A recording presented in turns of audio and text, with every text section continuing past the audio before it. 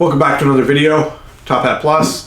Stan Stanley has decided to take a break. He's a little embarrassed at how messy he was last time, so he is cleaning himself up. He will return in a future episode in better condition. I apologize. Today I want to talk a little bit about when racing will be made illegal altogether. It's a very interesting topic I've been thinking about for a while, and it feels like the world of motorsport cares about motorsport, but nobody else does. And the problem is when you have, say, 1 million people arguing with 1,000 people, the 1 million people win. And most things in modern society that are deemed unnecessary become so heavily restricted that it's essentially outlawed.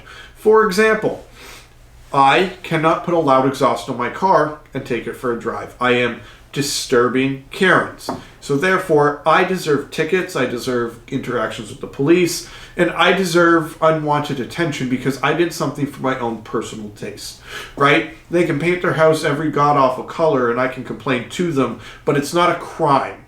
But the minute you leave your property and upset them, it's a crime.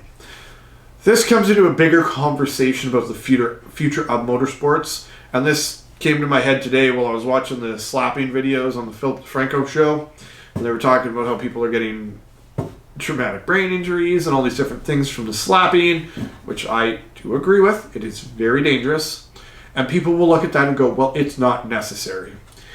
I wouldn't be shocked if fighting got outlawed. I wouldn't be shocked if all this, because it's just not necessary. And if you're not a fan of the sport and you don't understand it, it wouldn't affect your life if it disappeared. Motorsport is a very interesting thing.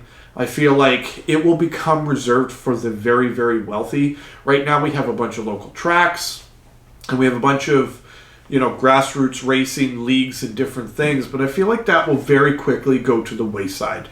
It seems like they are going to build indefinitely in all the areas where the tracks are, even though they were built decades ago in the middle of nowhere, and we all griped about driving in the middle of nowhere.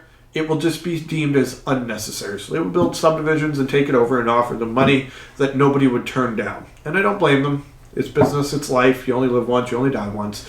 Enjoy it. You get a ridiculously huge check in your hands. I would probably sell too, if I'm being honest.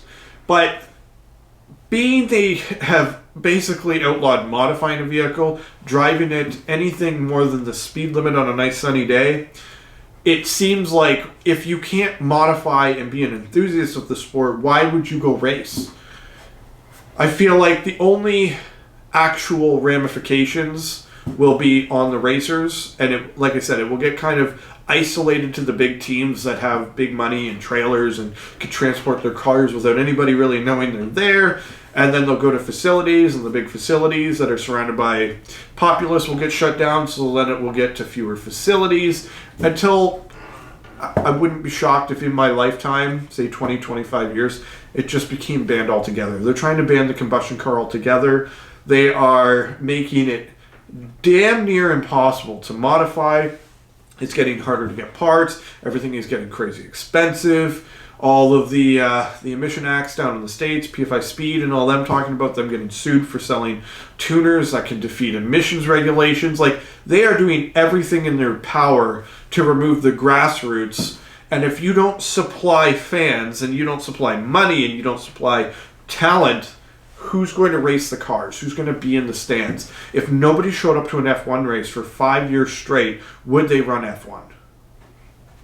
Probably not. Sponsors are not going to sponsor the teams because nobody's there to see it, and it's just going to become a progression. I do think sim racing will become a very large part. We'll get into that in another video because I am getting into sim racing. My brother's been putting together a pretty ridiculous sim setup with some force feedback wheels and stuff, which I think is really cool.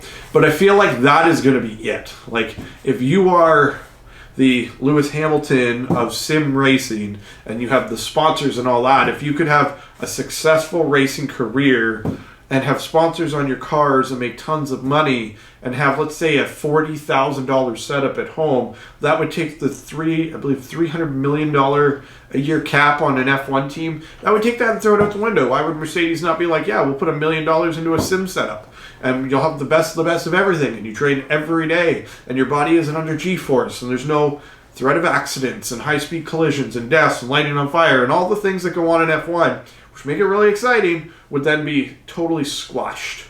And then again, like, they're just crushing us at the grassroots level. They're making tracks harder to operate. They're making it impossible for us to modify cars and, you know, driving around with any form of illegal mods. Like, they're just taking all the fun out of what it means to be a part of the sport. And I feel like other sports will follow suit.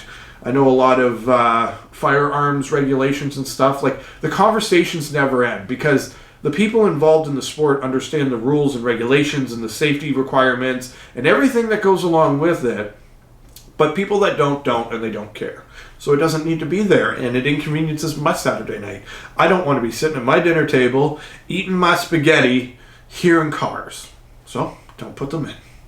Anyway, this is going to be a bigger conversation. I've got a whole bunch of videos planned in different aspects of this stuff, so get involved in the conversation. I would love to share your feedback. Till next time, drive safe, take care, and behave. As always.